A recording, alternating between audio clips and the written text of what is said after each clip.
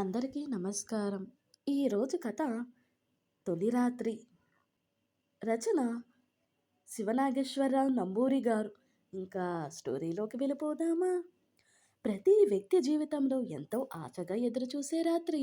శోభనం గదిలోకి వచ్చిన ఆమెను అతను దగ్గరకు తీసుకుని హృదయానికి హత్తుకున్నాడు. ఆమె అతనికి దూరంగా జరిగి, "మీ స్పర్శ నాకు నచ్చలేదు" అని స్పష్టంగా చెప్పింది.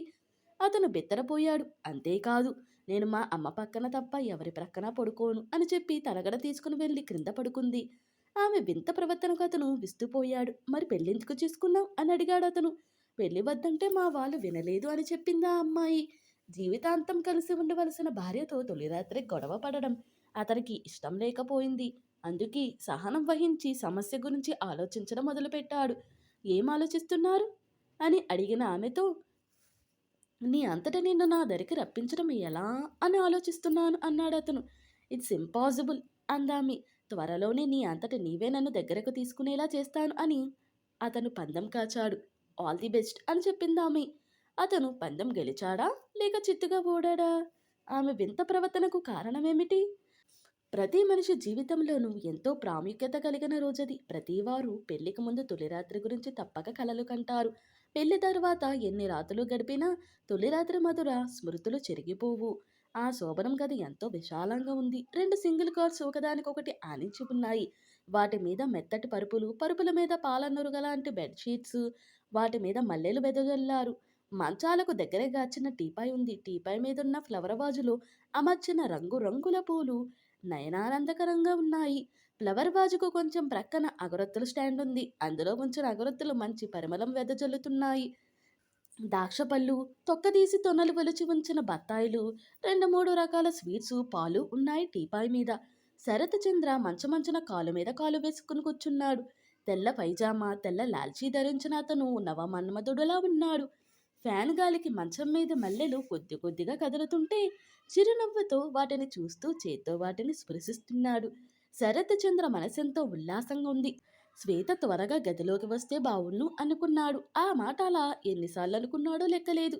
అతనికి ప్రతి నిమిషం ఒక యుగంలా ఉంది. శ్వేత రాగానే ఆమెతో సంభాషణ ఎలా ప్రారంభించాలో అతను చాలాసార్లు రిహార్సల్స్ వేసుకున్నాడు. అయినా మరొకసారి మననం చేసుకున్నాడు. అతని మనసు తీయని అనుభూతికి గురైంది.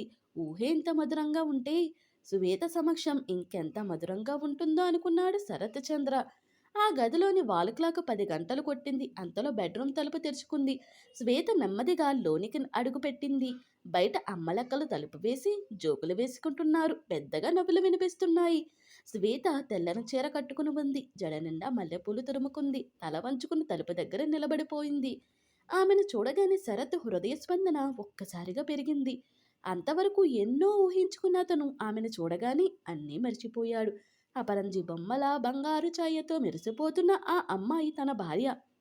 ఆ అందం తన స్వంతం అనుకుంటుంటే అతనికెంతో సంతోషం కలిగింది.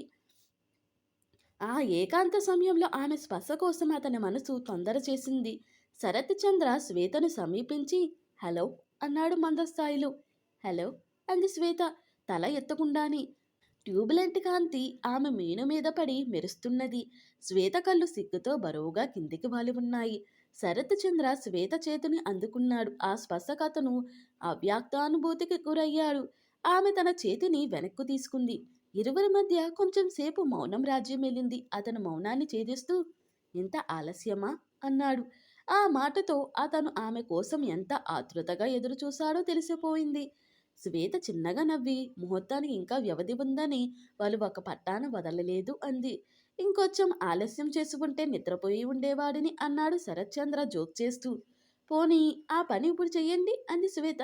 శరత్చంద్ర ఆమె భుజాల చుట్టూ చేతులు వేసి దగ్గరకు తీసుకోబోయాడు.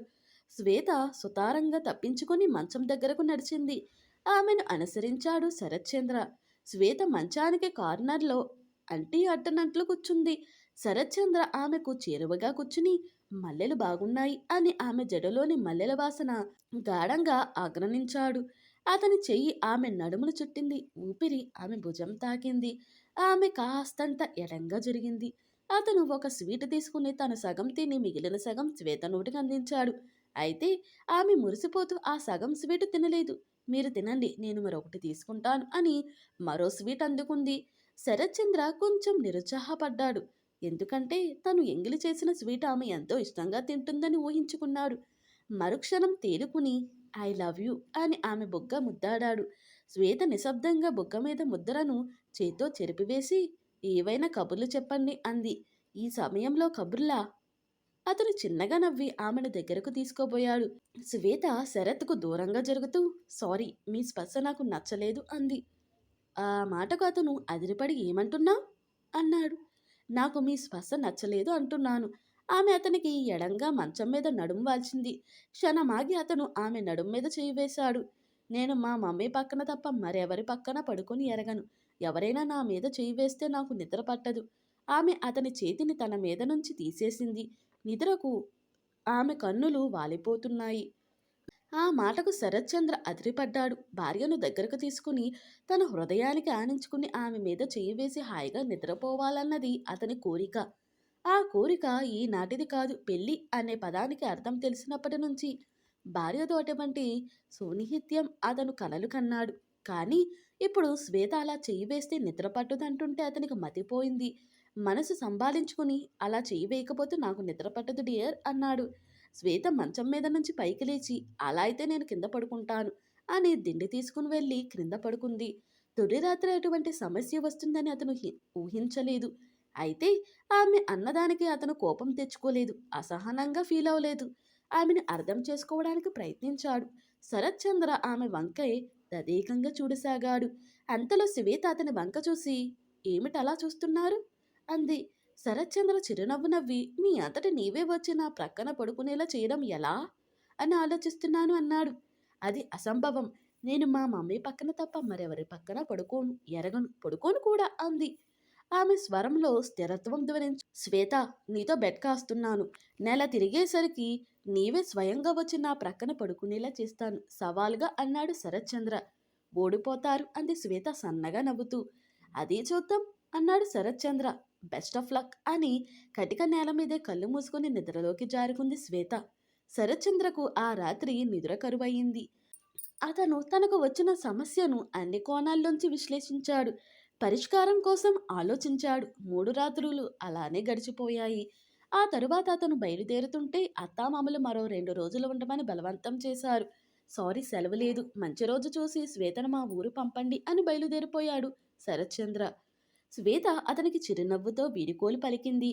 తన ఎడబాటు ఆమెకంత బాధకరంగా లేదని పసిగట్టాడు శరత్చంద్ర. అతనికి తమ బెట్ గుర్తుకు వచ్చి పెదవుల మీద సన్నటి చిరునవ్వు కదలాడింది. తన ఊరు చేరిన శరత్చంద్రకు కంటి నిండా నిద్ర పట్టనే లేదు. ప్రతి క్షణం అందమైన శ్వేతరూపం. అలానే తన సమస్య గుర్తుకు వచ్చి నిద్ర కరువైంది. మెత్తటి పరుపు మీద ముల్లుగుచ్చుకుంటున్నట్లు అసహనంగా కదిలేవాడు. వారం గడిచాక శ్వేతను తీసుకువచ్చి అతని దగ్గర విడిచి వెళ్లారు ఆమె తల్లిదండ్రులు. శరత్చంద్ర ఇల్లు చూసి ముచ్చటపడింది శ్వేత. ఇల్లు చిన్నదైనా నీటిగా ఉంది. ఏ వస్తువు ఎక్కడ ఉంటే అందంగా ఉంటుందో అలా పొందికగా అమర్చబడి ఉన్నాయి. అన్నిటికీ మించి బెడ్రూమ్ చాలా డెకరేట్ చేయబడి ఉంది. మీ టేస్ట్ బాగుంది అని అభినందించింది శ్వేత. వారం తరువాత కలిసినందుకు ఆ రాత్రి అతను తనను కౌగిలిలో బంధించి ఎక్కడ ఇబ్బంది పెడతాడో అని ఆమె కాసింత భయపడింది. అయితే అతను ఆమెను తాకలేదు. కనీసం తాకే ప్రయత్నం కూడా చేయలేదు. ఆమెకు దూరంగా కూర్చుని కబుర్లు చెప్పాడు. ఆ కబుర్లలో అతని స్నేహితులు, కాలేజీ రోజులు, ఉద్యోగానికై వేట, అందమైన భార్య కోసం కన్న కలలు, అలా ఎన్నో విషయాలు దొర్లాయి. కిటికీలోంచి పండు వెన్నెలను నిండు జాబిలిని చూస్తూ భర్త చెప్పే కబుర్లు వినడం శ్వేత అందమైన అనుభవంగా ఫీల్ అయింది. చల్లటి గాలి మీను తాకుతుంటే ఆమె కళ్ళు మూతలు పడసాగాయి. అది గమనించిన శరత్చంద్ర నిద్ర వస్తున్నట్లుంది, పడుకో అని తను దిండు తీసుకుని పోయి నేల మీద పడుకున్నాడు. శ్వేత అతని వంక ఒక క్షణం చూసి థ్యాంక్ యూ అని కళ్ళు మూసుకుని పడుకుంది. కొద్ది క్షణాలలోనే ఆమెకు గాఢంగా నిద్ర పట్టేసింది. అర్ధరాత్రి ఉలిక్కిపడి లేచి శరత్చంద్ర వంక చూసింది. అతను ప్రశాంతంగా నిద్రపోతున్నాడు. అది గమనించిన శ్వేత తృప్తిగా కళ్ళు మూసుకుంది. మరునాటి ఉదయం శ్వేత శరత్చంద్ర కన్నా ముందు నిద్రలేచి స్నానం చేసి అతని కోసం జీడిపప్పు ఉప్మా చేసింది. శరత్చంద్ర ఉప్మా తిని చాలా బాగుంది అని మెచ్చుకున్నాడు. అతని ప్రశంస ఆమె మనసుకు సంతోషం కలిగించింది. అతను ఆఫీస్‌కు బయలుదేరుతూ సాయంత్రం 5 గంటలకు వస్తాను. తయారై ఉండు. బీచ్‌కి వెళదాం అన్నాడు. శ్వేత సంతోషంగా తల ఊపింది. ఆ తరువాత పక్షం రోజులు ఇట్టే గడిచిపోయాయి. అన్ని రోజులు శరత్చంద్ర శ్వేతను తాకలేదు. ఒక మంచి స్నేహితుడిలా మసిలాడు. బీచ్‌కు, టెంపుల్‌కు, జూకి తీసుకువెళ్ళాడు. తన స్నేహితులనందరినీ పరిచయం చేశాడు.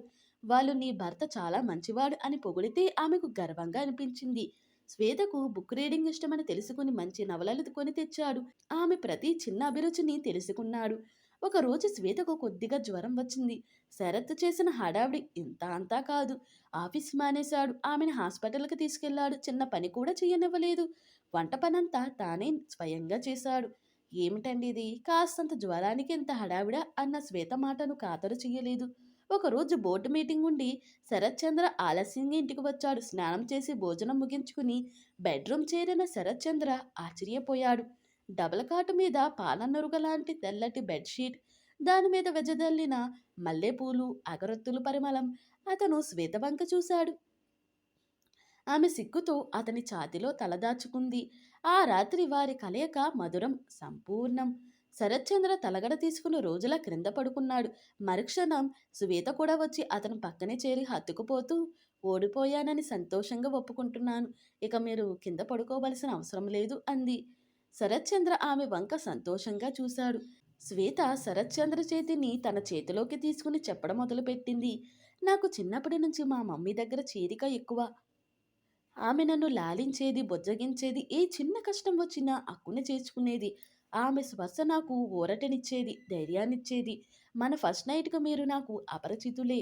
అందరి ఆడపిల్లల్లా ఊహలలో మీకు మానసికంగా దగ్గర కాలేకపోయాను. అందుకే మీ స్పర్శకు ఇబ్బంది పడ్డాను. భవిష్యత్తు గురించి భయపడ్డాను. కానీ ఈ నెల రోజుల్లో మీ మంచితనం నా మీద మీకున్న ప్రేమ గ్రహించాను. ఇప్పుడు మీ స్పర్శ నా మనసుకెంతో హాయినిస్తుంది అంది. నీవు చెప్పింది నిజం. భర్త భార్య శరీరాన్నే కాదు, ఆమె మనసును కూడా స్పృశించగలగాలి. అప్పుడే వారి కలయికకు పరిపూర్ణత వస్తుంది అన్నాడు శరత్చంద్ర. ఆమె అతన్ని ఆర్తితో హృదయానికి హత్తుకుంది. ఇంతటితో ఈ కథ ముగిసింది. ఈ కథ కనుక మీకు నచ్చినట్లయితే మరియు నా ఎక్స్‌ప్లనేషన్ కనుక మీకు నచ్చినట్లయితే ప్లీజ్ లైక్, షేర్, సబ్స్క్రైబ్.